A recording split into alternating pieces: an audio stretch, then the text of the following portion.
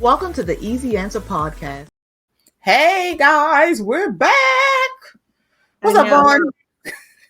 Season 3.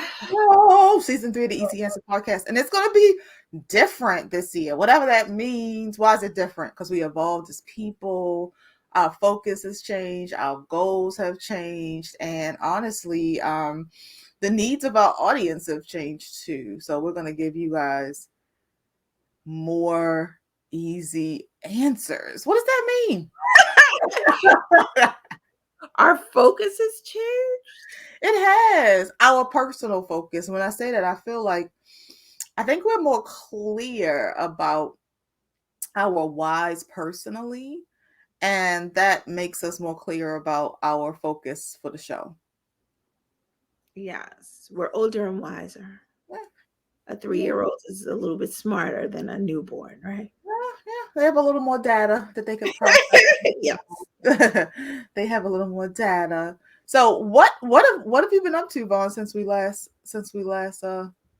were out in these podcasting streets? I mean, everything, a little bit of everything. I opened up an online shop. I wrote a narrative podcast. Ooh, right. They got into you got nominated or into a Yes. I entered into a writers contest. I got into the top 50 for the writers contest.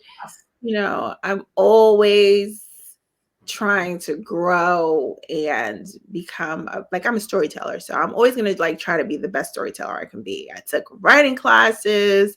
I was not playing. And you? Yeah, I've been doing stuff too. I wrote some books. Some books? Yeah. I wrote 2 books. Well, I wrote a book and I co-authored a book. I launched my speaking career, so not just doing demos, but also developing my thought leadership work, as they call it. So started doing that more. Food for life. Yeah. Before, I think we had Food for Life before, but I've been using my Food for Life credentials for sure. I've been using my Food for Life credentials a lot. I'm really leaning into how do we help people simplify using food to achieve optimal wellness. Like that's kind of been where I've been living the last since we last had an episode. Yes, definitely. And actually, was it January or February? In February, we did a sugar-free challenge. No, it was January. We did January and then February. We had 2 sugar-free challenges. And this season you guys I'm gonna be annoying, but I'm gonna continue to remind you about the name of our podcast, which is The Easy Answer, and how we are always gonna give you easy solutions to making sense of this crazy world, right? So the sugar-free challenge is literally, like you said, two of them we did since we last just this year. We're only in March when we come back. We did 2 groups, 2 cohorts of folks who we have taken them out of the sugar addiction space and opened their eyes up. And Vaughn is a co-creator of the challenge, but also a participant. So he has a very different perspective. I created the framework and the science and the journey. But then to be able to go through it, really interesting. So share your experience, because you also wrote a blog during the challenge that really shared your experience as well. I mean, so there's stages to this. It's the stages of grief, essentially. So sugar your friend. That's what you're taught when you're younger. When it cures a lot of problems. You're running outside, you get a boo-boo, your mom might give you a cupcake or some candy to make you feel better. You have a birthday party. What do you get? You get a sugary treat, you get cake and ice cream. Your boyfriend breaks up with you, you have the pint of ice cream, the stereotypical pint of ice cream. So sugar is like your friend. It has been there for me when I'm single, when I have a boyfriend, because someone like me, I keep the man, but sometimes they so I will have bouts of being single. Okay, but all is cute, but and sugar has been there for me through this all. But then you start to realize that, is it a friend or is it like a friend in me? And I think through this challenge, I realized this sugar is more of a friend in me. Like, it is not helpful in my everyday life to and consume as much sugar as I did. Like, one day of the challenge, I put a TikTok up and I was so done with Brandy. I was like, Brandy gonna tell me I can't have chips. Like, you really start to have withdrawal when Yeah, you she was having as Judge Mathis says, crackhead behaviors. Like, don't think she was it was totally because literally sugar is in everything, and sugar is in whole wheat, whole grain bread. And you think that doesn't have sugar in it. But then when we go through the challenge, Brandy's like, read the labels. And I have the label of something that you think is very healthy, right? You see, I ate all of it almost, right? Delicious, kind, cinnamon, oatmeal, granola with flax seeds. High fiber, right? Yes. They saying all the good things. How many And there grams is some in here you guys just can't see. I ate it all. But then when you turn to the back, this is when we got to put our glasses on, right?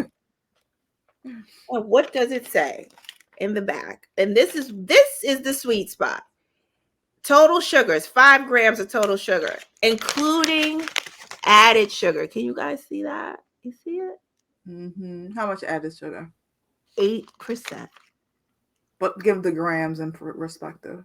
4 grams, right? 4 grams. So that's for us. Yeah, but see, it says they break it down. Yeah, they break it down. So snack, 1/3 of the bag is 4 grams of sugar. Mm-hmm. And then they're kind, because they even break down the whole bag for you, right? Kind is not lying to you. And the whole bag is 9 grams of sugar and 18%. That's a lot. Am I doing it right? Yeah, there you go. That's a lot of sugar in here. Yeah, for some granola. What? For some granola. Yeah. Yes, and you don't realize how much sugar you're supposed to have in a day. So how many grams of sugar should the average person have during a day? A range. Like, literally, the recommendation is a tablespoon.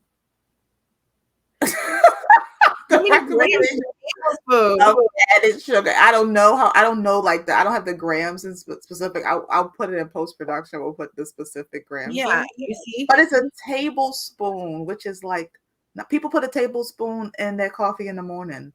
And people put 4 tablespoons in their coffee in the morning. That's a good point. It's a good point. Well, they probably do 4 teaspoons. Most people are using teaspoons, and so that's 3 teaspoons equals 1 tablespoon. Just to kind of give the place here where you get cafe con leche, and she asks you how many sugars, and she's like, right, they just scoop it. Where you live? You're right. It's a heaping spoon. And she's like this. Yeah. And mind you, that's the intention. That's the sugar that you intentionally added in. Now we're talking about the sugar that's creeping in places we don't even think. Whole grain. Like you think I'm getting granola, so I'm healthy. Granola, right? And granola is healthy if you make it yourself. That's pretty much what it comes down to. Because the thing about healthy foods, especially like your grains, your whole grains, anything that's high fiber, it tends to have a more earthy, bitter taste, right? And the way we counter out bitter is with sugar. It's kind of like if you make a bread. That's why you're saying when you have whole wheat bread, whole grain bread, there's sugar in it, because instead of good bread, what is it, Killer Days or Killer Mike's? Yeah, Killer Days. Yes, and that had sugar in it too. Whole wheat, whole grain, the thin slice, it was sugar in it. Yep, always. but that's which is no, cooking is about balance. The things that we like eating is there's a mix of sweet and salt and those things, and they're flavor profiles that we do not like in our mouth. The vast majority of people do not like bitter. It is not a flavor that we at mass enjoy. The way that we neutralize bitter is with sugar, and that's why so many healthful foods, when you start to look at the ingredients, you see there's so much sugar because they're trying to create something that's palatable without taking into consideration how you can make something palatable and helpful at the same time. They don't care about that. They're just like, put this sugar in there, they're going to eat it. Let's go. Yeah, but once you realize what it's doing to you. So in this challenge, I lost 7 pounds, but it could also be because I have a dog now that I walk twice a day. So I lost 7 pounds. I went to the doctor and my blood work is much better than it was. My stomach is not as thick as it was, and I likes to keep it cute, girl. I don't play that thick stomach stuff. All So right. you lost your bloating. Your bloating went down. Yes. My Uh-huh. bloating for sure went down, you know? And I just think that, and I felt like I had more energy, Mm-hmm. which is crazy because you would think less sugar, you have less energy, but I did not. I feel like I have more energy, you know? Yeah. And to be really specific, this no added sugar. So we're still consuming sugar from fruit. Yvonne has adopted a citrus addiction after this. So like she's getting her Oh, sugar. no. That's really bad. Like literally eating 6 tangerines a day. But I totally support a citrus addiction. If we're gonna be addicted to something, citrus is a good thing. But Because the not the juice. I'm not drinking juice. I'm right, eating you're eating a fruit. whole Correct. orange. Because the beauty of vitamin C in particular, well, vitamin C is water soluble. So if the body has an excess amount of it, it'll just be pushed out of your body with water. So it's one of those things that you really can't OD on, like, because your body's gonna auto correct it naturally. Yeah. Um, but like no added sugar. So we're still consuming natural sugars because remember, we need glucose in order to have energy in our cells. So like you're saying, you took the added sugar out, but that didn't stop you from having energy because you're still getting sugars from other sources. That's true. Definitely. But, you know, you have to change the way you move, you know? Like, you can't What just does say, I'm that going to go mean? to the grocery store real quick and get groceries. Like, I'm still spending like an extra, like 35 minutes reading labels. You Like, do. You have to. because if I don't read them, then there's going to be Something too much creeps sugar in. in. Yeah. Yeah. Yeah. It's and even products that you know and love, like even things that were your go-tos, you have to read labels. Like that is an easy answer to advocating for your own health, right? Favorite reading, friend just threw that in there. Yeah. reading labels, yes. Like, you can't take it for granted that you go somewhere and that you could just, eat Grab what's something. there. Like, even when you go to restaurants, like, have you people ever been to a restaurant with Randy? She does not play. She has a list of people for these people to answer, like, and I found myself during the sugar-free challenge having questions for the chefs and the people to answer too, because I needed to know what was in the food that I was eating. I usually just try to adopt the, well, just eat what's given to you, but you cannot be like that. You can't. You have No. to ask questions and you have to take ownership of what's going into your body because it's very unhealthy if you don't. Yeah, and it's a sign of self-love when you do take that kind of care for yourself. Like we have to normalize asking what is in our food, right? What we put into our body matters. It affects our quality of life, it affects how our brain function, it affects how we show up, and it causes other people to be more careful and thoughtful about the things that they create for you to consume. So we have to get comfortable asking questions about what people, and I know food is love and that's beautiful, but some people, some people, and this is going to be real. I'm giving you a disclaimer. We might be triggering some people with what I'm about to say right now. Some, I'm just, this Let is it out, Brandy. I know exactly what you're gonna say. Go say it, Brandy, because she's tough love. some people, show love in an abusive way, right? Like there's some people who say that they love you. They don't know, they're putting their hands on you, and that's a form of love, right? But is it an acceptable form of love for you?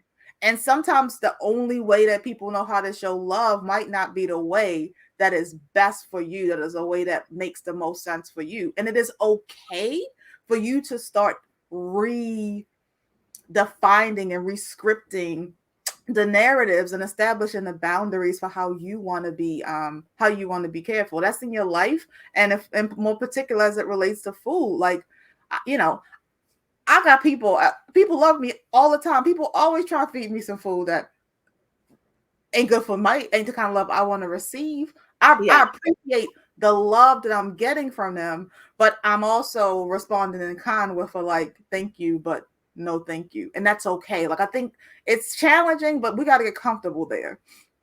Yeah, but I also think that, just because someone doesn't know how to love you the way that you want to be loved, if you, meaning through food, like, Mhm. you have to teach them differently.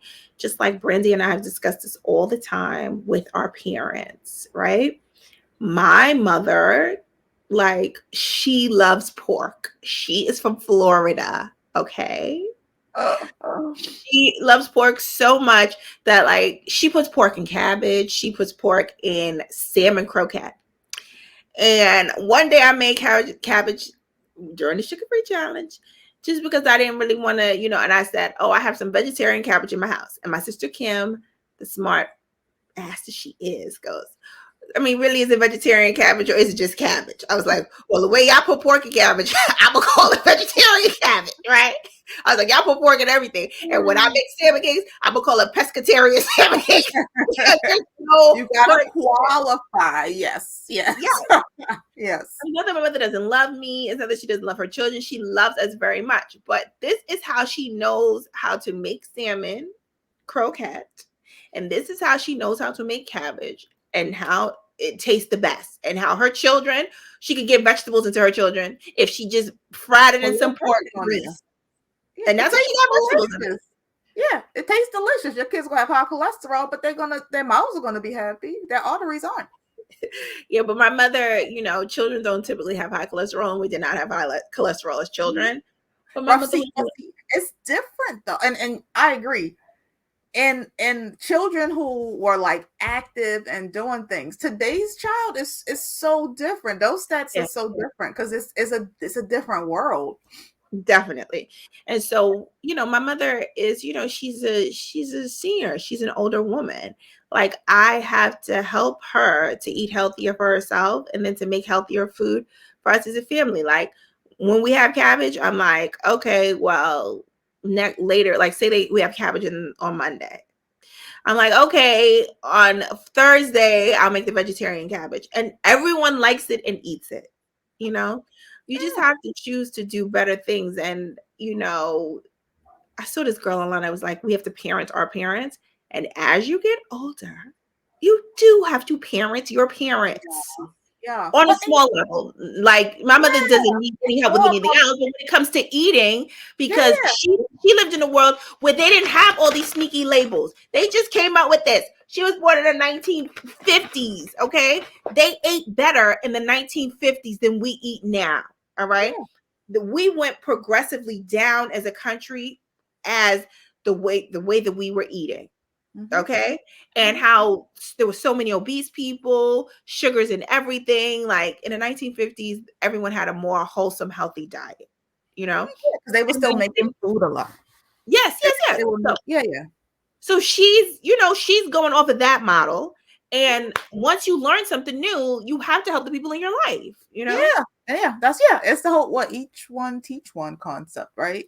And that's what parents do. So like, yeah, the act of parenting, it's a reciprocal thing. Like the cycle. It the roles switch, right? Your parents still teach you things as you get older, but you can now kind of pay them back for what because like, there's an imbalance in the cycle of life at the beginning. You're learning so much from them, but I think they're probably learning from you too in a different way, because I'm Yes, because I 100% learn sure from my like nephews parents. all the Yeah, time. exactly. Yeah. These So 12-year-olds and 13-year-olds, they're always teaching me something. Like we were just on the, using the Cricut, and it was like an AI thing. And my nephew was like, here, click here.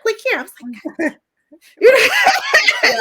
so you learn from them all the time. Yeah. So yeah. So it's interesting, but yeah. I mean, like, I just think I think we should be. I want us to get just more comfortable as people. Just not feeling obligated to receive whatever love people throw at you.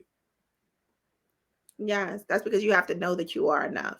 Mm-hmm. And just because you pick me, like, and the type of love that you want to give to me is not acceptable for me. That's not my love language. Mm-hmm. Okay. And when I tell you my love language, if you do not want to give me what I tell you my love language is, then we cannot be in this, And that goes for friends, and that goes for women and men, friends Mm-hmm. and romantic Or relationships. consider it, because I think sometimes, sometimes I don't know if it's possible for people to give you your desired love language the way that you want it all the time, but I think at least that consideration and the attempt to provide you with some version of it, because they care about you, I think that's important. Just like, okay, so Brandy, she said that when she gets engaged, the person might not buy her a big ring, because if they do, they don't understand Brandy. All right. Yeah. And my thing is, girl, can't you just take the ring and we can do what we need to do later? But Brandy feels like, yeah. All right. Because if he knows her, he would not try to buy her a 3-carat ring. If you know me, you better try to buy me a 3-carat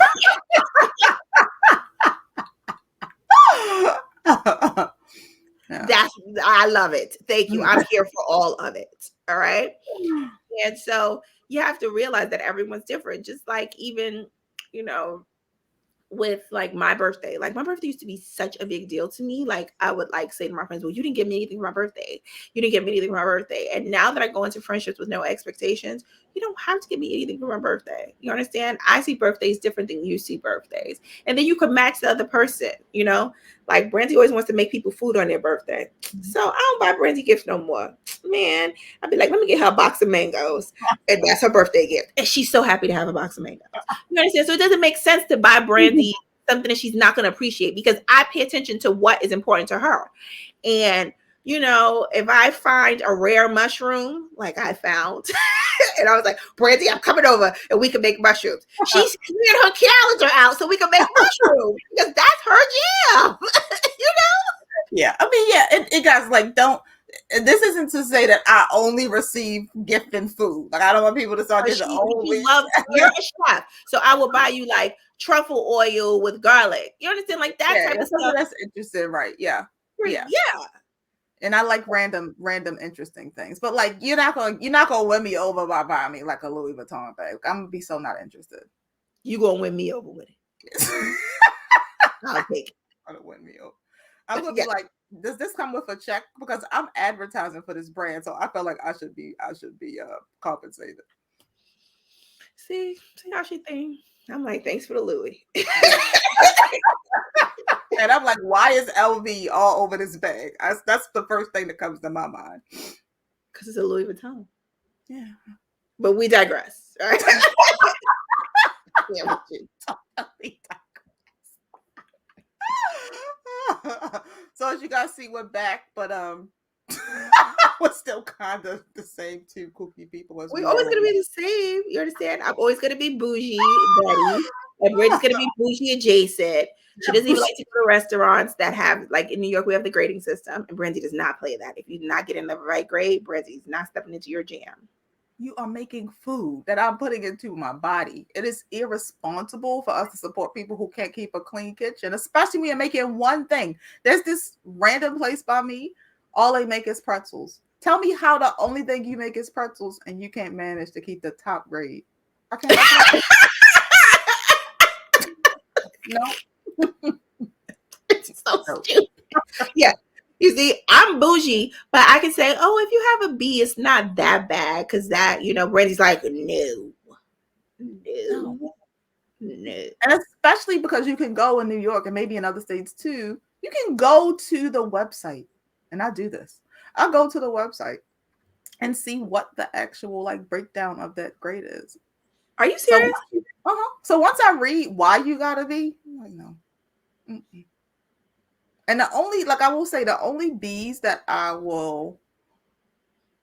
have as a B that I'm like, okay, is funny enough if it's a plant-based restaurant. And the difference is plant-based restaurants have the same refrigeration requirements as regular meat and dairy restaurants, but vegetables should not be kept at such cold temperatures because it starts to like freeze and it changes the quality of them. Yes, so like tomatoes.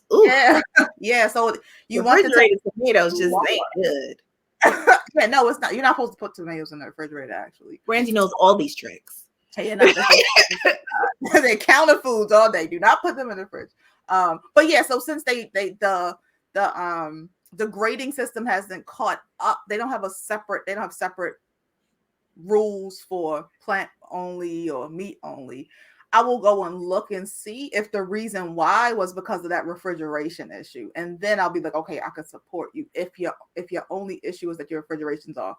If you got vermin floating around, you got dirty rags, I can't let you feed me. Yeah, I don't look people up, but like I go to the same places. So like if I go to the same place and then their score goes down from a B to a C, I might not notice it. A C? Like I might not notice it. I'm not even going to sit here and tell you that I'm going to notice it. Like I'm bougie, but I ain't that bougie. Like I might not notice it. But then I'm like, wait, once I notice it, I'm like, wait, what happened? Yeah, and then you have to talk to somebody if you want to continue to support them. You have to be like, what happened here? How did we get here?